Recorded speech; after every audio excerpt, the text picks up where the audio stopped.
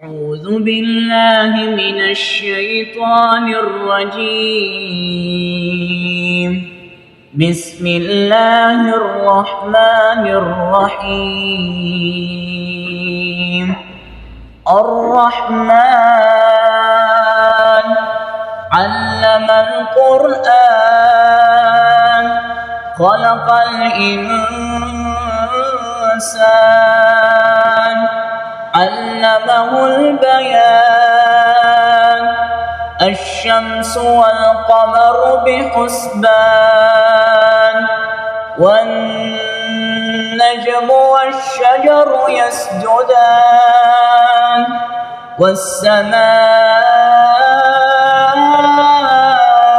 رفعها ووضع الميزان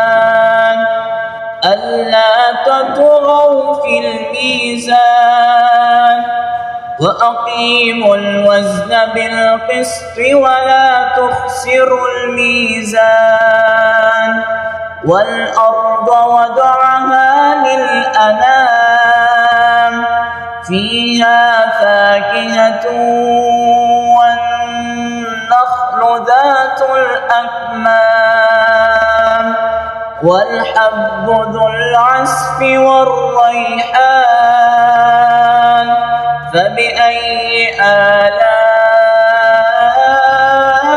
آلاء ربكما تكذبان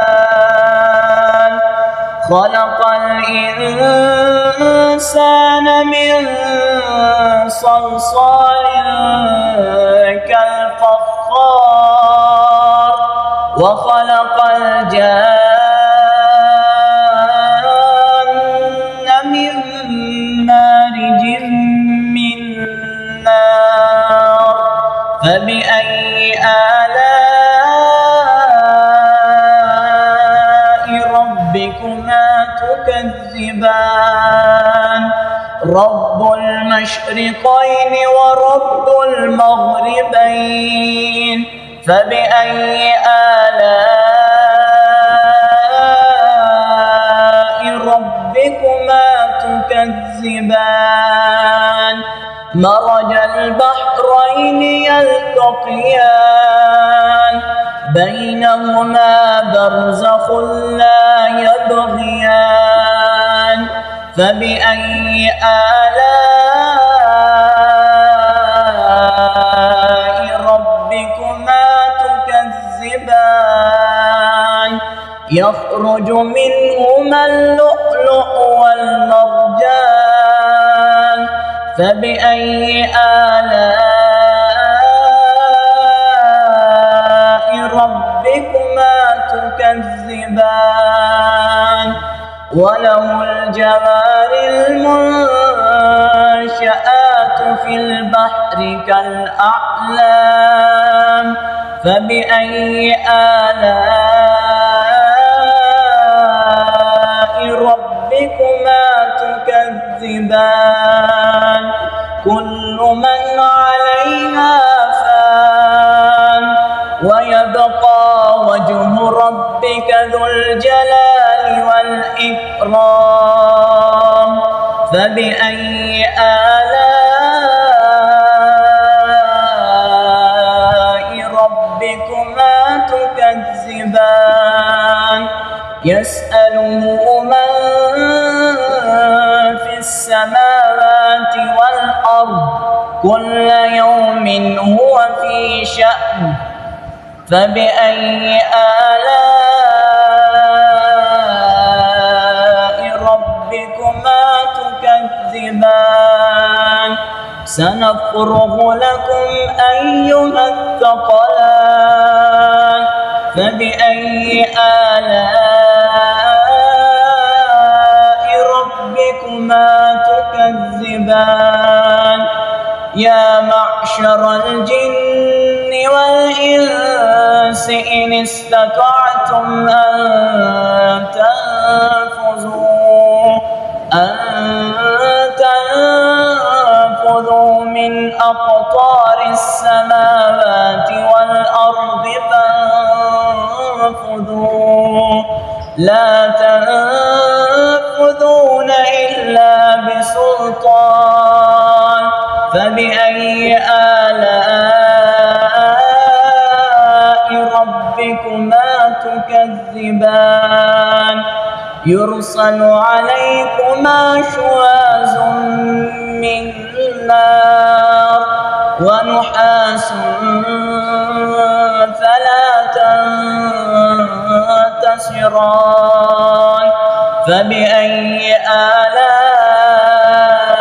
آلاء ربكما تكذبان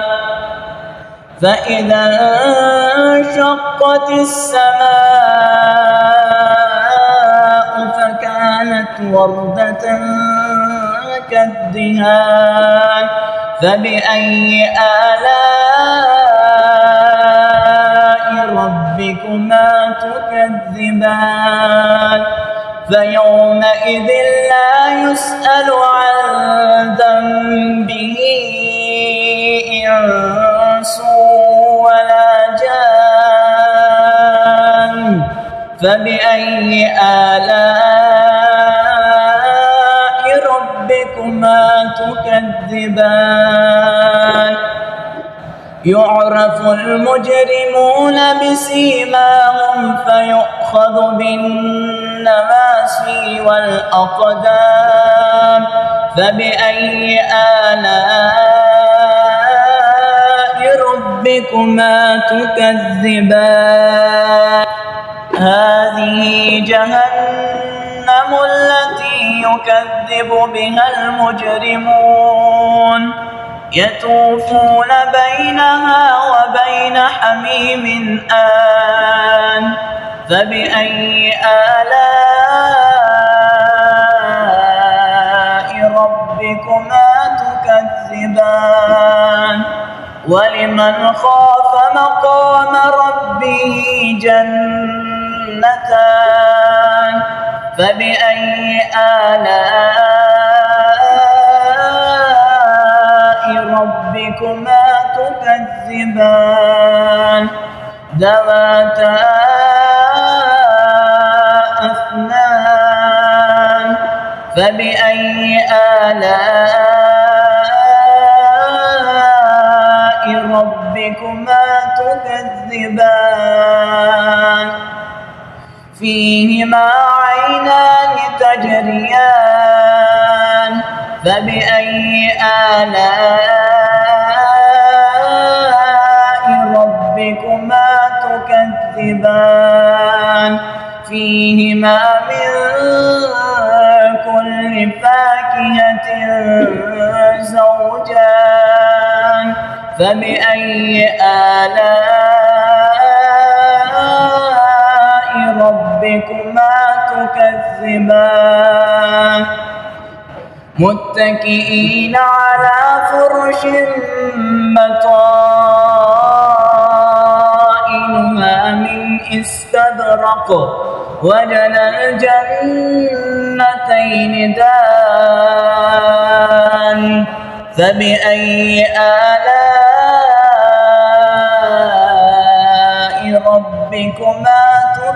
تكذبان فيهن قاصرات الطرف لم يطمثهن إنس قبلهم ولا جان فبأي آلاء ربكما تكذبان كأنهن الياقوت والمرجان فبأي آلاء ربكما تكذبان هل جزاء الإحسان إلا الإحسان فبأي آلاء ربكما تكذبان ومن دونهما جنتان فبأي آلاء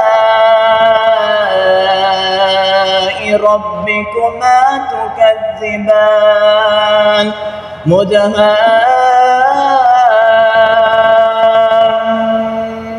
مدهامتان فبأي آلاء ربكما تكذبان فيهما عينان نضاختان فبأي آلاء ربكما تكذبان فيهما فاكهة ونخل ورمان فبأي آلاء ربكما